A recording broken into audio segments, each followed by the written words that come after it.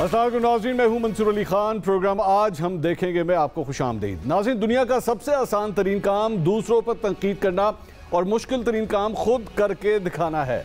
आज की हुकूमत में बैठे सभी हुक्मरान मेरे कप्तान के दौर में उन्हें निकम्मा और नाअहल कहा करते थे।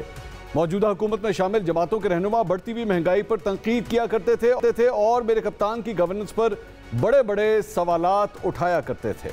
महंगाई की सुनामी में आवाम डूब रहे हैं। एक दिन में 5-5 रुपए कदर गिर रही है पाकिस्तानी रुपए की, डॉलर बढ़ रहा है। एक महीने से कम अरसा में डॉलर जो है वो 8 रुपए बढ़ गया है। डॉलर जो है वो 104 रुपए से पिछले 50 दिनों में जो है वो 134-35 के ऊपर पहुंच गया है। आज ग्रोथ कम हो गई, इन्फ्लेशन बढ़ गई, रुपी डिवैल्यू कर गया, ये उसके असरात हैं। जब रुपए की कीमत 1 रुपया गिरती है, पाकिस्तान के डेट में 105 अरब रुपए का इजाफा हो जाता है। दावे ये थे कि हम बेहतरीन टीम मैदान में उतारेंगे। मेरे माबूद, आखिर ये तमाशा कब खत्म होगा? इस हुकूमत के खिलाफ मार्च हर सूद करना होगा। अवामी मार्च का इब्तिदा आज से शुरू हो रहा है। नाज़रीन, फिर वक्त बदला, मेरे कप्तान आउट हो गए और देखो देखो कौन आया, शेर आया के नारों में हुकूमत मेरे छोटे कायद के हाथ में आ गई।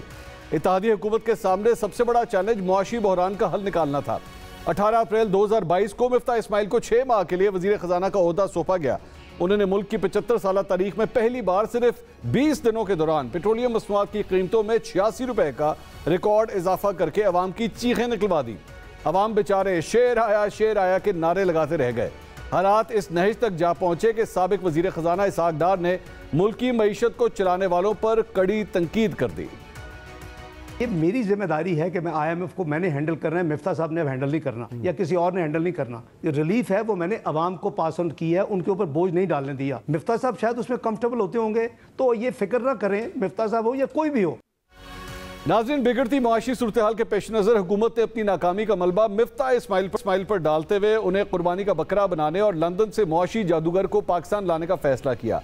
25 सितंबर 2022 को इसहाक डार ने पाक सिरज़मीन पर कदम रखा तो उनके हामियों ने नारा लगाया, देखो देखो कौन आया, शेर आया।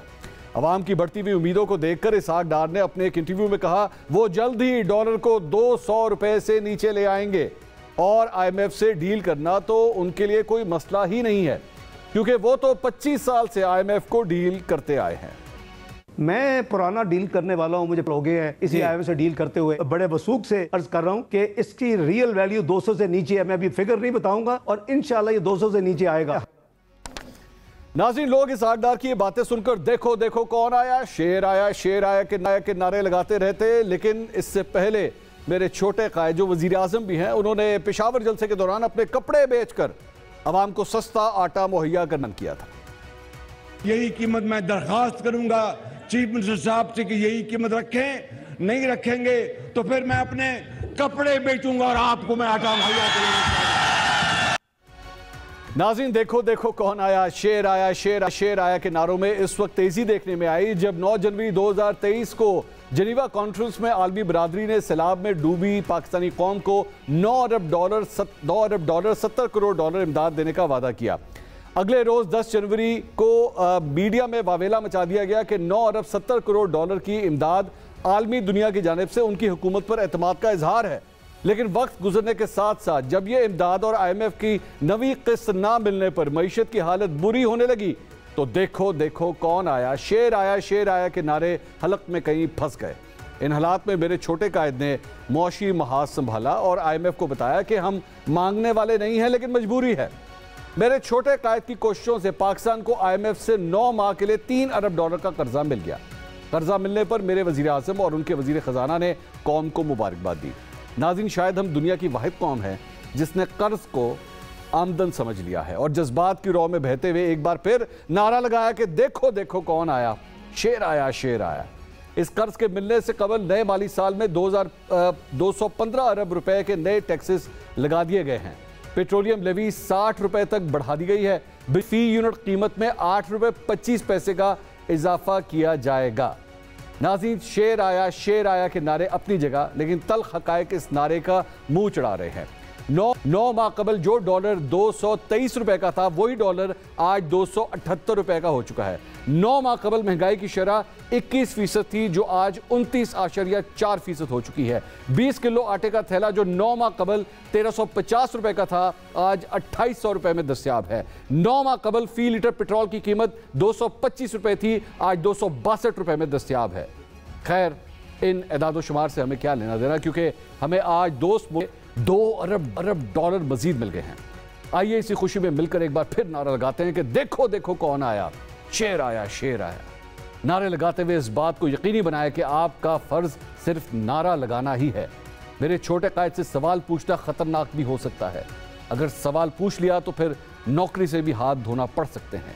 ऐसी एक गलती सीनियर सहाफ़ी और लाहौर प्रेस क्लब के सदर आजम चौधरी ने भी की, जिन्होंने मेरे कायद से प्रेस कॉन्फ्रेंस में मीडिया पर लगी पाबंदियों से मुतालिक एक सवाल पूछ लिया। मीडिया पर जो पाबंदियां इस वक्त पूरे पाकिस्तान के अंदर हम फेस कर रहे हैं, ये मीडिया के हवाले से, पाबंदियों के हवाले से एक बदतरीन दौर है कि ये पाबंदियां कब और कैसे खत्म होंगी। जो फ्रीडम ऑफ एक्सप्रेशन जिसके मुस्लिम लीग नून पीपल्स पार्टी उसकी दाई है, दावेदार हैं, लेकिन अमलन इस तरह नहीं है। नाज़रीन, एक्सप्रेस ट्रिब्यून की खबर के मुताबिक आउट ऑफ सिलेबस सवाल पूछने पर मेरे वजीर आजम ने आजम चौधरी को नौकरी से निकलवा दिया ताकि आइंदा कोई सहाफ़ी सवाल करने की गलती ना करे, बल्कि सिर्फ देखो देखो कौन आया, शेर आया, शेर आया के नारे लगाए जाएं। यही मुस्लिम लीग नून मेरे कप्तान के दौर में आज़ादी इजहार की चैंपियन बना करती थी और मेरे कप्तान को तनकीद का ना बनाया करती थी। तनकीद की कोई खबर चलाई तो 5 साल सलाखों के पीछे। इस कानून के तहत इमरान खान साहब 22 करोड़ अवाम को, मीडिया को, सियासी मुखालफीन को जो इनकी नालायकी, नाअहली, चोरी, लूटमार, करप्शन के ऊपर तनकीद करें, उनको अंधा, गूंगा और बहरा बनाना चाहते हैं। नाज़रीन, मेरे वज़ीर आज़म से सवाल के जुर्म में पीटीवी की मुलाजमत से हाथ दो बैठने वाले लाहौर प्रेस क्लब के सदर आजम चौधरी ने हमारे राब्ता करने पर बताया कि उन्होंने ईद से अगले दिन गवर्नर हाउस में प्रेस कॉन्फ्रेंस में वज़ीर आज़म से सवाल किया। प्रेस कॉन्फ्रेंस के फौरन बाद उन्होंने पीटीवी की स्पेशल ट्रांसमिशन में बैठना था, लेकिन उन्हें ऑफ एयर कर दिया गया। आज़म चौधरी ने कहा कि वो प्रोग्राम बाखबर के पैनल में शामिल थे, लेकिन उन्हें वहां से भी ऑफ एयर कर दिया गया। कॉन्ट्रैक्ट की मनसूखी के हवाले से सवाल पर आज़म चौधरी ने बताया कि इस प्रोग्राम के शुरा को पीटीवी से तहरीरी कॉन्ट्रैक्ट नहीं मिलता, बल्कि सिर्फ ज़बानी कलामी अप्रूवल होता है। उन्होंने बताया कि उन्हें पीटीवी से फ़ोन आया कि आपको बिठाने से माजरत ख्वाह है। नाज़रीन, सवाल उठाना साहब काम है। आज़म चौधरी को सवाल पूछने पर नौकरी से महरूम होना पड़ा, लेकिन हम अपने वज़ीर आज़म से 6 सवाल पूछेंगे। सवाल नंबर 1, ऐ मेरे वज़ीर आज़म, क्या किसी जमहूरी मुल्क या जमहूरी माशरे में सहाफ़ी से सवाल करने का हक छीना जा सकता है? सवाल नंबर 2, सवाल करने के जुर्म में सहाफ़ी से नौकरी छीन लेना, ऐ मेरे वज़ीर आज़म, क्या किसी जमहूरी हुक्मरान को यह ज़ेब देता है? सवाल नंबर 3, मुस्लिम लीग नून मेरे कप्तान पर इल्ज़ाम लगाया करती थी कि उनके दौर में एंकर्स को स्क्रीन से गायब किया जा रहा है।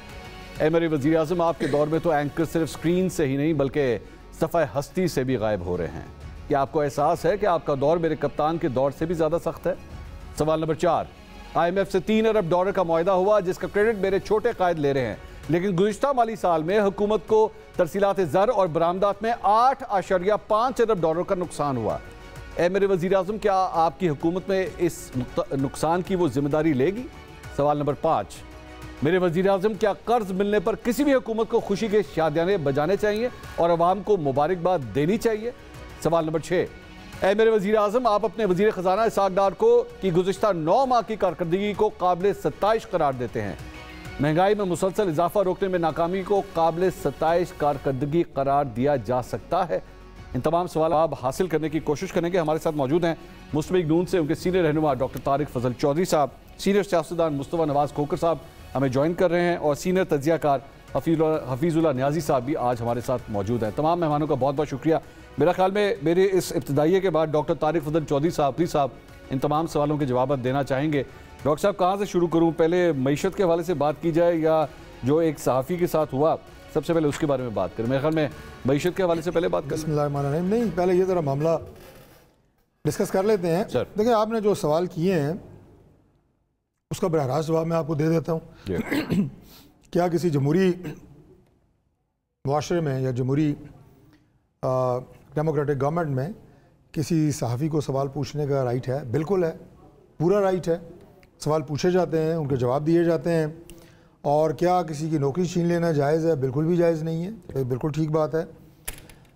और ना हमने किसी सहाफ़ी को गायब किया है और ना खुदा न खास्ता किसी को, अल्लाह ना करे कि किसी को सफ़ा या हस्ती से भी मिटाया हो। आज़म साहब का जो मामला है, चोई साहब का, ये इसको देखने की ज़रूरत है कि क्या उनका जो कॉन्ट्रैक्ट है, चूँकि मैं इससे वाकिफ़ नहीं हूँ, लेकिन अक्सर ये बातें जो सामने आती हैं कुछ और होती हैं और बैकग्राउंड में जो चीज़ें चल रही होती हैं वो कुछ और होती हैं। मैं सिर्फ देखने की जरूरत है। कलामी, अगर आप इजाजत दे तो हम आजम चौधरी साहब को ले ले लाइन पे। मैं अपनी टीम से रखूंगा, अगर आजम चौधरी साहब मिल सकते हैं लाइन पे जरूर उन्हें लें, लेकिन उनके बयान के बाद भी मैं ये कहूँगा कि इंडिपेंडेंट ज़राए से इस सारे मामले को देखने की ज़रूरत है कि क्या उनका कॉन्ट्रैक्ट मनसूख हुआ, किस बुनियाद पर हुआ, क्या उसकी मुद्दत पहले ही पूरी हो चुकी थी, बाकी अगर किसी का कैंसिल होता है तो रिन्यू होता है, इनका क्यों नहीं हुआ। ये बड़ी डिफरेंट डिटेल्स होती हैं। क्योंकि आपकी तो माशाल्लाह एक वो मैं कहूँगा कि रिसर्च वर्क और बड़ा एक ज़बरदस्त किस्म के एनालिसिस होते हैं। आप इस बात को जानते हैं कि इस तरह की स्टोरीज़ के अंदर जो सामने आती हैं चीज़ें मंजरेआम पे कुछ और आ रही होती हैं, बैक एंड पे कुछ और चीज़ चल रही होती है। So we have to dig it out. ठीक। बाकी जो आपने सवाल किए मैंने आपको बड़ा कैटेगोरिकली जवाब दिया है। ठीक, बिल्कुल आज़ादी भी है, होनी भी चाहिए, और किसी को सवाल पूछने की पादाश में उसकी सरजरिश करना वो भी नहीं होना चाहिए। बाकी उसे नौकरी से निकालना बहुत दूर की बात है। आपके ख्याल में आज का दौर जो है वो मीडिया की आज़ादी के हवाले से पहले से बेहतर है?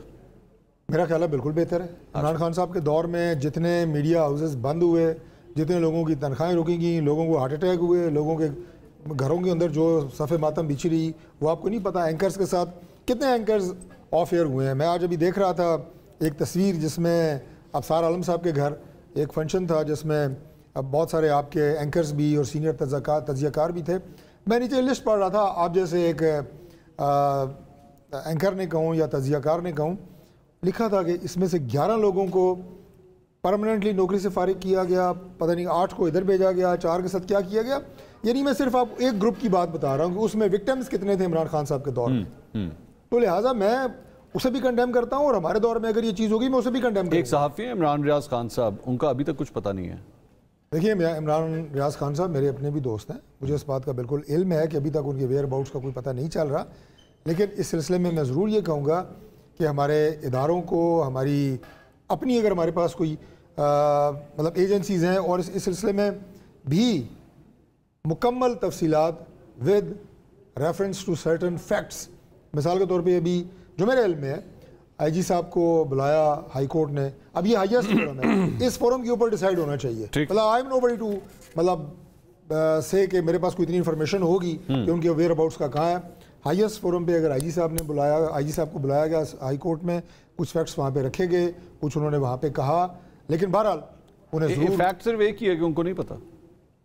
एक ये सिंपल फैक्ट, पता नहीं कहाँ है, हमें नहीं पता। आईजी साहब को हमारे पास नहीं है, पता नहीं कहाँ है। मेरा तो ख्याल है उनसे मजीद पूछा जाना चाहिए, आईजी से पूछा जाना चाहिए। यही तो आपका यही तो सर मैं कह रहा हूँ, ये आपकी गवर्नमेंट के ऊपर आ रहा है ना, आपकी गवर्नमेंट के ट्रैक रिकॉर्ड के ऊपर आ रहा है। बहरहाल मैं अब यहाँ से वो साइड लाइन से निकलूंगा नहीं ये कह के कि पंजाब में हमारी हुकूमत नहीं है या वहाँ पे निगरान हुकूमत है, लेकिन बहरहाल इसके ऊपर चले मजीद काम होना चाहिए और उनका आगे चलते हैं। ये आज मुस्तफा साहब, आज एक प्रेस कॉन्फ्रेंस हुई, अताउल्लाह तारड़ साहब और शहरी रमान साहबा आपकी फॉर्मर कॉलीग भी हैं।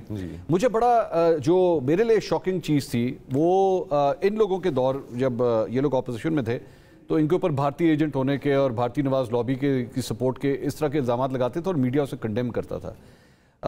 आज तारड़ साहब वहाँ पे बैठे हुए थे और शहरी रमान साहबा बैठी हुई थी और उन्होंने डायरेक्टली मेरे कप्तान के बारे में उन्होंने कहा जी ये इजरायली एजेंट हैं और ये इजराइल जो है वो उनको सपोर्ट करता है। कोई सब्सटेंस है इन इल्ज़ामात के अंदर, आपको लगता है? शुक्रिया मंसूर भाई। इस आपके सवाल के जवाब में थोड़ा सा तारीख़ी पस मंज़र भी बयान करना ज़रूरी है कि पाकिस्तान की सियासत में इन पिछले 75 सालों में हमारा ये एक फेवरेट हथियार रहा है कि अपने पॉलिटिकल अपोनेंट को जब उसकी सियासत का मुकाबला ना किया जा सके तो उसके ऊपर फिर गैर मुल्की एजेंट होने का इल्ज़ाम लगाया जाए। इसकी तारीख़ बहुत पुरानी है। हमने इस मुल्क में बानिए पाकिस्तान की जो बहन है उनको भी हमने गैर मुल्की एजेंट करार दिया। जो साहिबान उस वक्त मोहतरमा फातिमा जिन्ना साहिबा की इलेक्शन कैंपेन में उनके साथ शाना बशाना खड़े थे वो भी सारे गैर मुल्की एजेंट डिक्लेयर हुए। तहरीक पाकिस्तान के कारकुनान जिन्होंने पाकिस्तान बनाने में अपना किरदार अदा किया जैसे कि हुसैन शहीद सोहरवर्दी साहब, उनको भी गैर मुल्की एजेंट करार दिया गया। और फिर ये तमगा जो है ये हर सियासी लीडर को मिलता रहा। और बात यहाँ पर ही ख़त्म नहीं होती। हम साथ ही साथ जब जज्बात में बह जाते हैं तो फिर मजहब का भी इस्तेमाल करते हैं, कईयों को काफिर होने का भी खिताब इस मुल्क में दिया। ये वो सियासत है कि जो पेटी पॉइंट्स स्कोर करने के लिए तो आप इस्तेमाल कर सकते हैं, लेकिन इस सियासत के जो जहनी हमारी जो कौम है उसके जहन पे क्या असरात होते हैं हम सियासतदान कभी नहीं सोचते। आज पाकिस्तान का जो नौजवान है, आज जो पाकिस्तान के जो अवाम है, उनकी हमने जो ये इज्तमाही तरबियत की है पिछले 75 सालों में, हमने उनकी पॉलिटिकल अवेयरनेस जो है उसके अंदर इतनी स्कूट चीज़ें और मुख्तलिफ किस्म की चीज़ें डाल दी हैं कि वो एक सही जजमेंट करने में भी कामयाब नहीं हो पाते। और इन्हीं वजहों से तो मैं नहीं समझता, मैं इस चीज़ को कंडेम करता हूँ, कैटेगोरिकली कंडेम करता हूँ कि पाकिस्तान की सियासत में जो भी लोग मौजूद हैं वो मुहिब वतन है। किसी को गैर मुल्की एजेंट नहीं करार देना चाहिए, किसी को काफिर करार नहीं देना चाहिए। के प्लेटफॉर्म सियासी तौर पे मुकाबला करें। के प्लेटफॉर्म से मौलाना फजल रहमान साहब अक्सर मजहब कार्ड का भी इस्तेमाल जो है वो करते रहे हैं, तो मैं फिर भी कुछ हद तक नून लीग से ये एक्सपेक्ट कर, मेरे it's not a shock for me, लेकिन शहरी रहमान साहबा जैसी खातून की जानिब से इस किस्म की बात होना मेरे लिए ये, बल्कि हफीजुल्लाह न्याजी साहब हमारे साथ मौजूद है। न्याजी साहब, बड़ा टाइम गुजरा है सर आपका मेरे कप्तान के साथ, मेरे कप्तान इजरायली एजेंट है सर, ये आप वैलिडेट करेंगे सर इसे? मेरा ख्याल है कि मुस्तफ़ा साहब का जवाब काफ़ी समझे। उन्होंने जो बात की पाकिस्तान की एक हिस्ट्री है, असल में आपने जो मुश्किल तरीन सूरत हाल बताई, ये मुश्किल तरीन सूरत हाल जिसमें आपने कहा जी कि क्या हालात थे और उसके अंदर इसहाक डार साहब ने क्या वादे वईद किए या इस हुकूमत ने क्या वादे वईद किए, उसका क्या हाल हुआ है, तो मैं बिल्कुल ये जहन में मेरे जो इमरान खान साहब आए थे तो कमो पेश हम इसी तरह सूरत हाल से दो चार थे और ख्याल था कि बदल जाएंगे। और ज़ाहिर है कि इमरान खान साहब के वक्त में जो मसाइल पैदा हुए वो कई गुना बढ़ गए और जब ये आए तो उससे कई गुना और बढ़ गए। ये अब मुझे गारंटी ले लें कि आप यहाँ पे इमरान खान को ले आएँ, इनको दोबारा बिठा दें, सारे मिलके कर लें, तो ये हालात मज़ीद अल्लाह रहम करे, मेरे मुँह में मतलब कि बदशगुनी नहीं होनी चाहिए, ये हालात ही तब्दील होंगे। देखो हमारा क्राइसिस क्या है, हमारा क्राइसिस ये है कि हमने हमारे यहाँ जो असल जो आसान तरीन काम ये है कि हक़ाइक़ से और सच से इज्तनाब करना, उसकी तकज़ीब करना है। मुश्किल तरीन काम क्या है? सच बोलना। और हर बंदा जो है सच के बारे में वो उसके बड़ा कसुपुर्सी का शिकार है। न्याय साहब, मैं कथा कलामी की सर माजरत, न्याय साहब कथा कलामी की माजरत, सिर्फ मेरा एक पॉइंट है, मेरे कप्तान को इस बात के ऊपर तंकीद का निशाना बनाया जाता था कि कहाँ है 50 लाख घर, कहाँ है 1 करोड़ नौकरियां, किधर है वो जो $100 मिलियन इसके मुंह पे मारने थे, तो $100 मिलियन उसके मुंह पे मारने थे। वादे थे ना, वो वादे थे तो वो वादे पूरे नहीं हुए। अगर उनके ऊपर इस तरह तंकीद होती थी, आज इसहाक डार साहब से सवाल क्यों ना किया जाए कि कहाँ है 200 से नीचे का डॉलर? क्यों आज आपकी $3 अरब की जो आपने स्टैंड बाय अरेंजमेंट किया है उसके बाद भी डॉलर आज 282 का क्यों बिक रहा है? खान साहब, मेरा ख्याल है कि वो तो मुझे लगता है कि अगर ये पैसे आ जाएंगे तो हो सकता है कि वक्ती आसूदगी भी आ जाए, 5-7 लाख रुपए की, 8 रुपए की और आ जाए।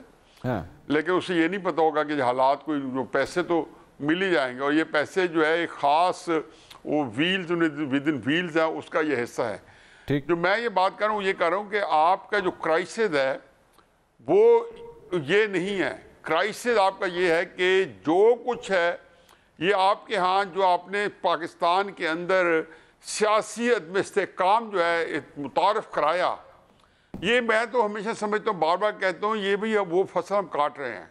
ख़ुसूसन पिछले 10 साल के अंदर जिस पॉलिटिकल टर्माइल का असर है, ये लोग आए हैं, इन लोगों ने सिर्फ इसलिए अलावा और कोई चारा नहीं थी कि जनाब बाजवा की ये ख्वाहिश थी कि ये लोग आ जाएं। ये हमारी बदकिस्मती है कि अब क्या क्या हिस्ट्री में जाए कि भुट्टो साहब बेचारे जिंदा थे तो उनकी ए टीम जो थी ज़ियाउल हक साहब के कदमों में बैठी थी, इमरान खान साहब उधर गए नहीं तो ए टीम उधर चली गई। ये इनको एस्टैब्लिशमेंट को ये सहूलत है कि इन सारों की ए टीम जो है उनके रहम करम पर रहती है या उनके इशारे आबरू पर नाचती है या जो वो एक डिक्टेशन देते हैं उसके मुताबिक हल करती है। देखिए इस मुल्क के अंदर ये सारी चीज़ उसकी कोख से जन्म लेने वाली हैं।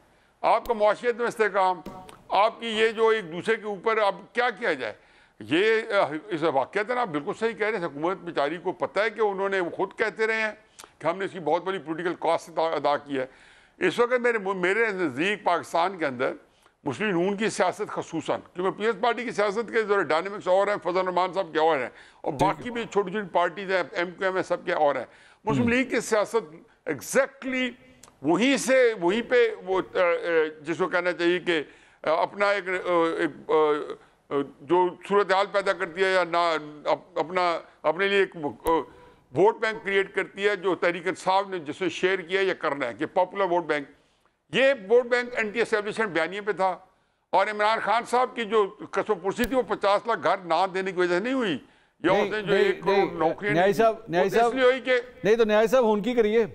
अब वो जो एंटी एस्टैब्लिशमेंट वोट बैंक है नून लीग, वो किस तरह लेकर आएगी? कोई नहीं जी, आप तीनों मेरे बस मैं ये 2 फिक्र कह देता हूँ कि इस वक्त पहली बात यह है जो बड़ी तकलीफ देगी हमारे हुकूमती मुस्लिम नून के लोगों को, कि इस वक्त सियासी जमातें पीपल्स पार्टी समेत, मुस्लिम नून समेत, फजल रहमान समेत सारी की सारी इररेलेवेंट हैं।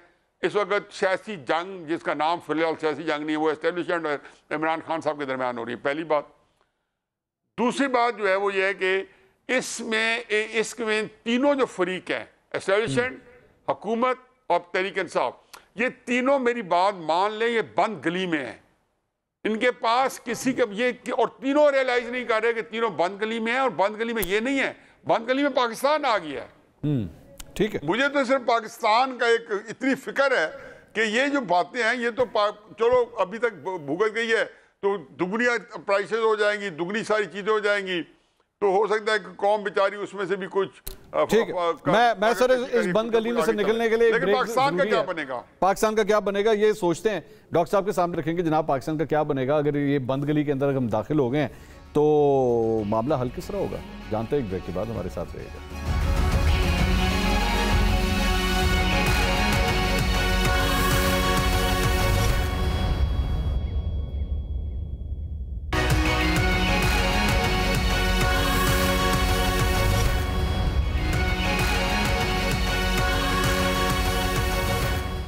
नाज़रीन welcome back after the break. बंद गली में हमने देखा कि बंद गली में पाकिस्तान दाखिल हो चुका है। हफीजुल्लाह न्याई साहब ने ये कमेंट दिया। डॉक्टर साहब, पिछले 2-3 दिन में जो डेवलपमेंट्स हुई हैं उसमें मौलाना फजल रहमान साहब भी कुछ उखड़े उखड़े नाराज़ नजर आए। आज बयान दिया मुराद अली शाह साहब ने, उन्होंने कहा जनाब अगले वज़ीर आज़म जो हैं बिलावल भुट्टो जरदारी होंगे। तय हो गया सर, अगले वज़ीर आज़म बिलावल भुट्टो जरदारी होंगे? देखिए, तय करने से तो कभी कोई प्राइम मिनिस्टर नहीं बनता। प्राइम मिनिस्टर वही बनेगा जैसे पाकिस्तान की आवाम जो है आने वाले इलेक्शन में मुंतखब करेगी और वोट देगी। ठीक। और पाकिस्तान को अगर आगे बढ़ना है और इस बंद गली से निकलना है, न्याई साहब की बातें जो हैं वो फेंकने वाली नहीं है। अगर बंद गली से निकलना है पाकिस्तान ने, तो फिर पाकिस्तान को एक आज़ादाना और मुनसिफाना इलेक्शन जो है वो चाहिए, और उसके बाद जिसे कौम मुंतखब करेगी वो पाकिस्तान का प्राइम मिनिस्टर होगा। वो पार्टी जो है मुल्क को लेके आगे बढ़ेगी।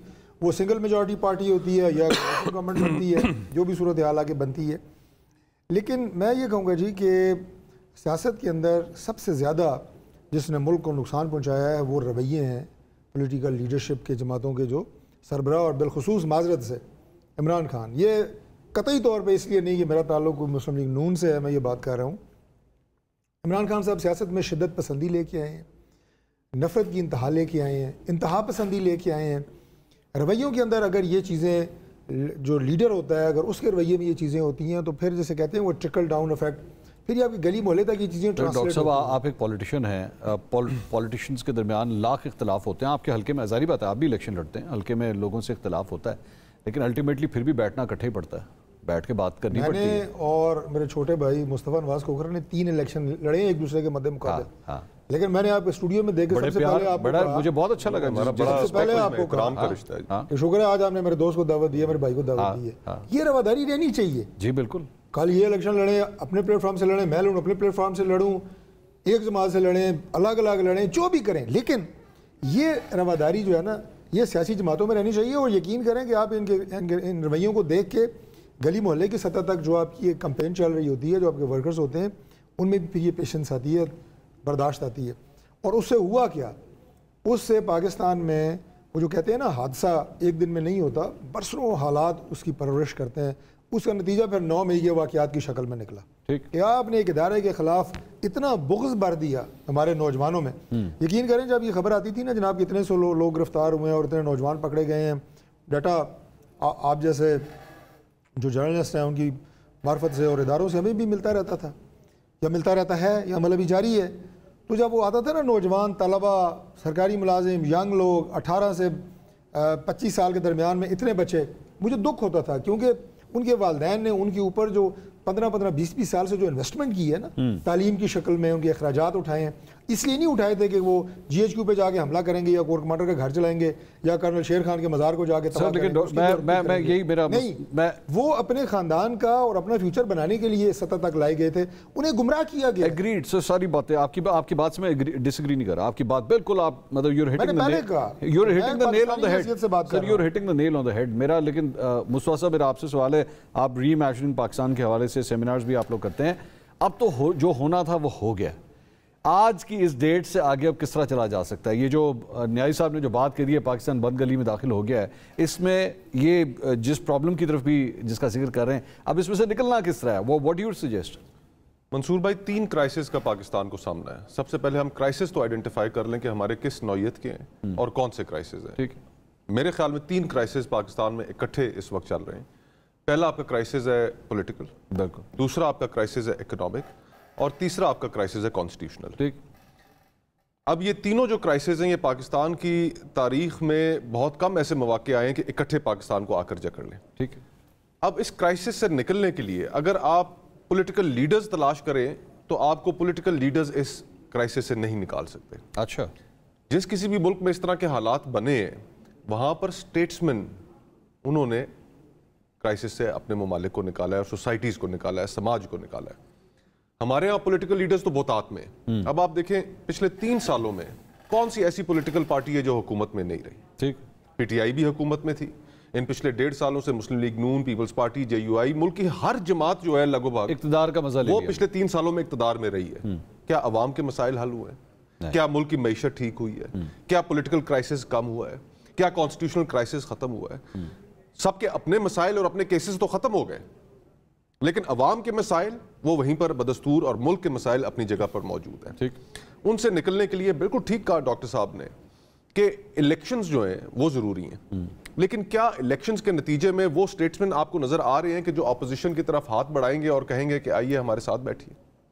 इलेक्शन से पहले आप बैठने के लिए तैयार नहीं है। डॉक्टर साहब, अगर आपके साथ बैठ सकते हैं तो मेरे कप्तान के साथ क्यों नहीं बैठ सकते? देखिए, डॉक्टर साहब का और मेरे बैठने का इकट्ठे को कोई इशू नहीं है। हमारा आपस में एहतराम का रिश्ता है। ये नहीं सिर्फ डॉक्टर साहब, पीपल्स पार्टी और दीगर जमातों के जो लोग हमारे मुखालिफ हैं, हम तो उनके साथ बैठते हैं, गपशप लगाते हैं, और हमारे लीडरान को, जो पॉलिटिकल पार्टीज की जो लीडरशिप है, उनको ये रवैया हमारा पसंद नहीं आता। ठीक, पॉलिटिकल लीडर्स जो हैं वो एक दूसरे के साथ बैठने के लिए तैयार नहीं है, वो एक दूसरे के साथ हाथ मिलाने के लिए तैयार नहीं है। मियां नवाज शरीफ ने और शहीद बीबी ने एक बहुत अपनी ईगो का सेक्रीफाइस किया और बड़ा सफर किया, और उसके बाद वो इस नतीजे पे पहुंचे कि उन्होंने COD किया। ठीक, आज मुल्क को एक नए COD की जरूरत है, उस COD को हमें इंप्रूव करने की जरूरत है, स्टेट्समैन की जरूरत है। शहीद बीबी बहुत बड़ी लीडर थी कि जिन्होंने अपने वो तमाम चीजें सब ने, मियां नवाज शरीफ साहब ने भी भुलाई। आज जब तक हम अपनी ये चीजें नहीं भुलाएंगे, और उसमें इमरान खान साहब का जो किरदार है, माजरत के साथ उनका किरदार बाकी पॉलिटिकल फोर्सेस के साथ एंगेज करने का नहीं है। उनका किरदार इतना कुछ होने के बाद भी उनके कितने इंटरव्यूज, रिसेंट उनके इंटरव्यूज मौजूद हैं कि जिसमें वो फिर भी ये कहते हैं कि जी कि मैं एस्टैब्लिशमेंट से तो बात करने के लिए तैयार हूं, लेकिन सियासतदानों से मैं बात नहीं करूंगा। वो इसका जवाब देते हैं कि भाई ग्राउंड रियलिटी भी तो यही है। देखें, यही तो मैं आपको कह रहा था, एक पॉलिटिकल लीडर की तो ये सोच हो सकती है, स्टेट्समैन की नहीं होती। ठीक, वो इससे आगे की सोचता है। न्याई साहब, चार्टर ऑफ डेमोक्रेसी की बात कर रहे हैं मुस्तफा साहब के, एक और चार्टर ऑफ डेमोक्रेसी की जरूरत है।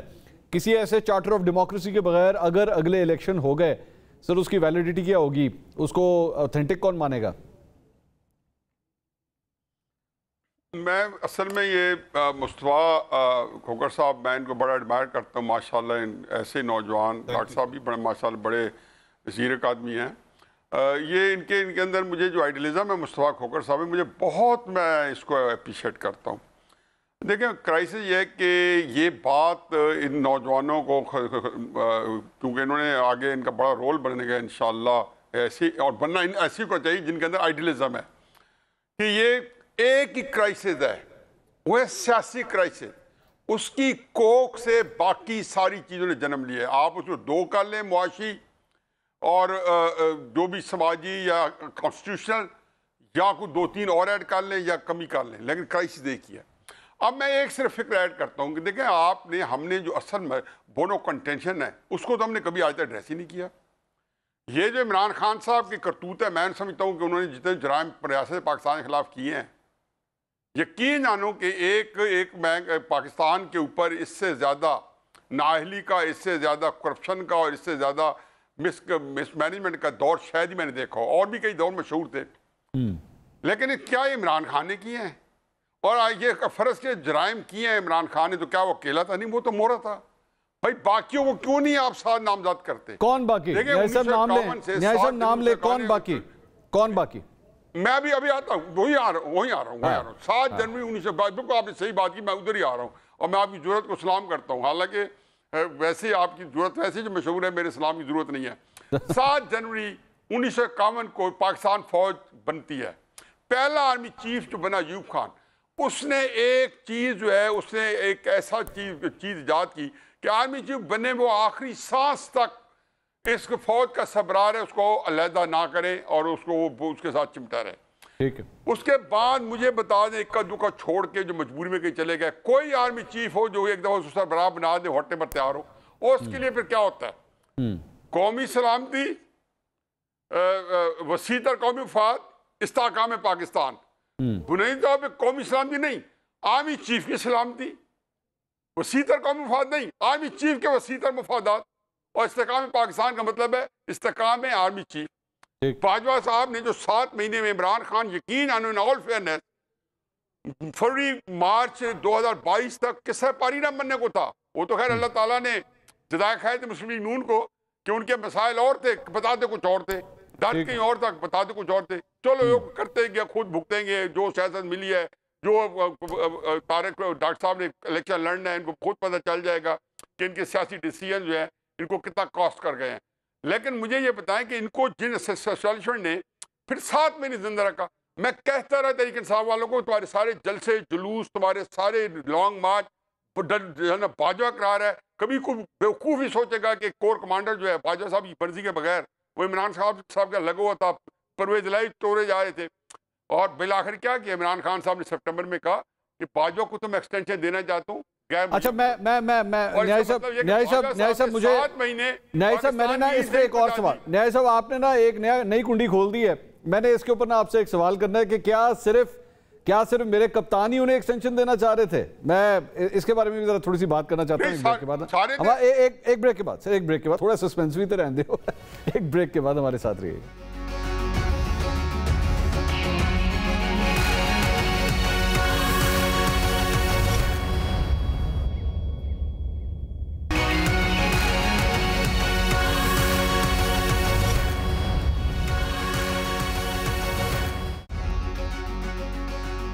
Welcome back after the break. General Bajwa को एक्सटेंशन देने के हवाले से न्यायी साहब कुछ गुफ्तगू कर रहे थे, मुझे ब्रेक लेनी पड़ी। न्यायी साहब जल्दी से जरा बता दें, सिर्फ मेरे कप्तान ही उन्हें एक्सटेंशन देना चाह रहे थे? आपके ख्याल में मौजूदा हुकूमत में से कोई नहीं ऐसी ख्वाहिश रखता था?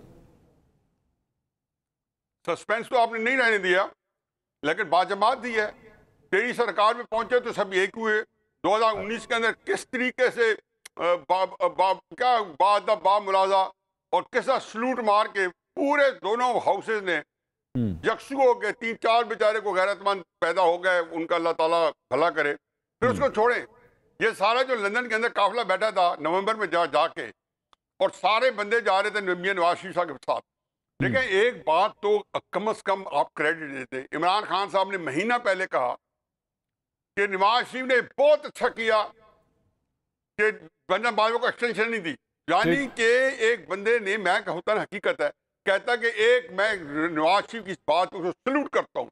अच्छा, मुझे तो ये जिसको कहना चाहिए कि ये जो उन्होंने बाजवा साहब को एक सिंगल बंदे ने सिंगल हैंडेडली, वगैरह इमरान खान साहब ने तो जनरल आसिम मुनीर के अपॉइंटमेंट रुकवाने के लिए लॉन्ग मार्च, मियां साहब ने भी तो पहले दी थी ना। वो तो कहते थे कि नवाज शरीफ को देना चाहते हैं।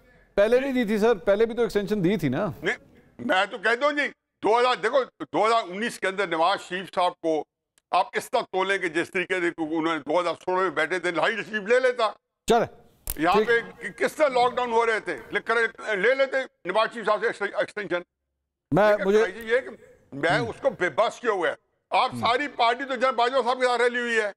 अब किसके से नाम लेंगे आप? मैं डॉक्टर साहब ये इनके सुना दूं, ठीक है, ये जाने बाजवा साहब की पार्टी है, नवाज शरीफ साहब की पार्टी जो आज हुकूमत में है। किसकी पार्टी है सर, आप बता दें।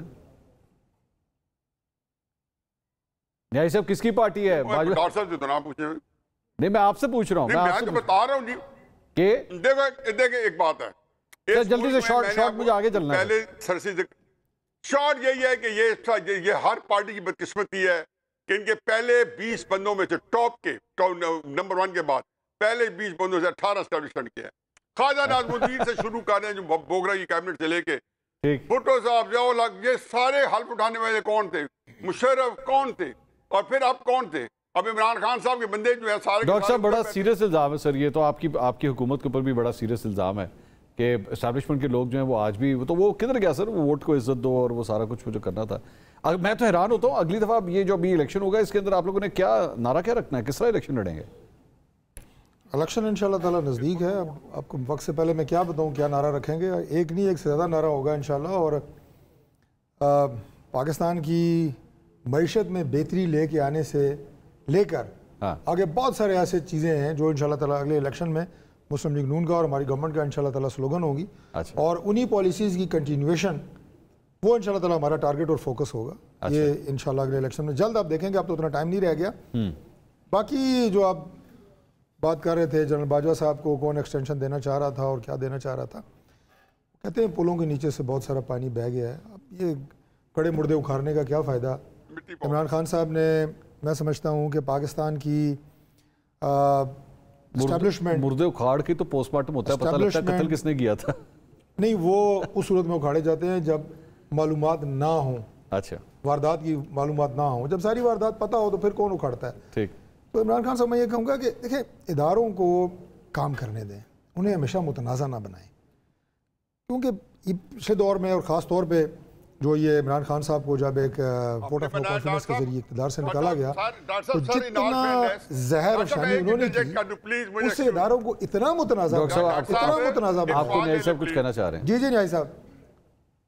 डॉक्टर साहब ये बताएं, ये इदारों को मुतनाज़े मैंने बनाया, आपने बनाया, मियां नवाज शरीफ ने बनाया, इमरान खान ने बनाया है। देखें ना, ये तो तरस खा जाए इदारों पे, कम अज कम उनसे ये क्रेडिट तो ना छीने जो उन्होंने 70 साल से बड़ी मुश्किल से कमाया है। यही जब कहते थे कि नवाज शरीफ साहब की किसी वज़ीर-ए-आज़म मैंने कहा था आज तक इनकी किस वज़ीर-ए-आज़म बनी है। ये आपने जो सब्जेक्ट छेड़ा ना न्याय साहब जो सब्जेक्ट आपने छेड़ा है ना, मुस्तफा नवाज खोकर साहब ने इसमें मास्टर्स किया है। खोकर साहब आपकी क्या राय है? बस हिस्ट्री के स्टूडेंट है जी, सीखते रहते हैं। लेकिन आपकी क्या राय है, क्या कुछ तब्दील हुआ है या वैसे का वैसे सिलसिला चल रहा है? Hybrid 2.0, hybrid 2.0, nothing is changed. तो उसी के खिलाफ तो इनकी जंग थी सारी। यही तो हमारे अनफॉर्चुनेट चीज़ है मंसूर भाई के जो पॉलिटिकल पार्टीज़ का नस्बुल ऐन है, वो ऑब्जेक्टिव है, वो अब सिर्फ और सिर्फ इक़्तिदार हासिल करना रह गया है। उसके लिए नज़रियात, आइडियोलॉजी, ये कोई चीज़ें मैटर नहीं करती। Power politics is the name of the game. अगले इलेक्शन में भी यही होगा। इलेक्शंस के अंदर देखें, 2 मिनट देने प्रोग्राम का नहीं बिल्कुल। देखिए, अवाम के मसाइल हल करना, मंशूर के ऊपर गुफ्तगू करना, इशूज़ के ऊपर बात करना, ये तो अब पॉलिटिकल डिबेट का हिस्सा ही नहीं रह गया। ठीक, अब पॉलिटिकल डिबेट का आज हम जब आपने ये प्रोग्राम शुरू किया उसमें फिर से हमने वही बात की जो हम 75 सालों से करते आ रहे हैं, गैर मुल्की एजेंट, वही इल्जाम। तो हमने अपने तारीख से ना कोई सबक सीखा है। मुझे लगता है अगला इलेक्शन 9 मई पे होगा। अगला इलेक्शन ऑब्वियसली ये एक पॉइंट, सिंगल पॉइंट एजेंडा होगा 9 मई का। देखिए, जो सबसे पहली चीज है ना, इलेक्शन का जो प्रोसेस है, हमने माजी में एक और तल्ख तजर्बा भी किया 1971 वाला। ठीक है। फिर उसके बाद जो 2018 का जो आखिरी इलेक्शन था उसके अंदर भी आरटीएस तो फेल हुआ था। ठीक। और उस आरटीएस के फेल होने के नतीजे में क्या जो बाकी पॉलिटिकल पार्टीज थी पीडीएम में, उन्होंने नताइज को तस्लीम किया? नहीं किया। 4 साल मुल्क पॉलिटिकल क्राइसिस का शिकार रहा। तो अगर इस इलेक्शन के नताइज भी तस्लीम नहीं होंगे तो हम फिर अगले क्राइसिस के सीड्स रखने जा रहे हैं। डॉक्टर साहब, योर लास्ट कमेंट। देखिए, जब मैं वहीं से बात शुरू करूँगा जहाँ से मुस्तान बात ख़त्म की है। देखिए, हमने 2018 के इलेक्शन के नताइज को विद आवर रिजर्वेशंस तस्लीम किया। वो तस्लीम करके ही हम असेंबली में बैठे थे। अच्छा। हमने एक आइनी और जमहूरी अपोजिशन का भरपूर किरदार अदा किया 4 साल। इमरान खान के खिलाफ साजिश नहीं की, इमरान खान की टांग हमने नहीं खींची, बल्कि अपने ताउन की यकीन दहानी की, बातचीत की बात की, कप्तानी खींची। जब हालात उस नहज पे पहुंच गए कि जब हमने देखा जनाब कि ये तो मुल्क को बिल्कुल डिफॉल्ट पे लेके जा रहे हैं और बिल्कुल नोज डाउन जा रहे हैं, उसके बाद वोट ऑफ नो कॉन्फिडेंस हुआ जो एक आईनी तरीका है। वही इत्तेहादी इमरान खान साहब के साथ थे, वो प्राइम मिनिस्टर थे, वही इत्तेहादी हमारे साथ है, हम प्राइम मिनिस्टर हैं। ठीक। आज भी अगर उनमें से कोई नाराज होता है, किसी और के साथ मिल जाता है, हम क्या कर सकते हैं? ठीक। उसको ये कहना जनाब कि ये कोई बहुत बड़ी इसमें कोई मेरेकल हुआ है और उसके पीछे कोई जादू था और जादूगर था, कहानियां जितनी मर्जी आप बना लें, जैसे मैंने आपके प्रोग्राम की इब्तिदाई उसमें कहा। ठीक। और आज अगर आप एस्टेब्लिशमेंट की बात करते हैं तो वो आपको इसलिए ज़रा थोड़ा उनका किरदार ज़्यादा नज़र आ रहा है कि एस्टेब्लिशमेंट ने, गवर्नमेंट ने इस बात को यकीनी बनाना है कि 9 मई के वाक़यात पाकिस्तान में दोबारा ना हो। बहुत बहुत शुक्रिया डॉक्टर तारिक फजल चौधरी साहब, मुस्तफा नवाज खोखर साहब और हफीजुल्लाह न्याई साहब। नाज़रीन, मैंने एक जुमला कहा था और वो यही दोबारा साहब ने भी आखिर में उसी को रिपीट किया है मेरे ख्याल में, कि अगला इलेक्शन आप देखिएगा कि 9 मई के मुद्दे के ऊपर ही होगा। आप देख लीजिएगा। कल आपसे दोबारा मुलाकात होगी। अल्लाह हाफ़िज़।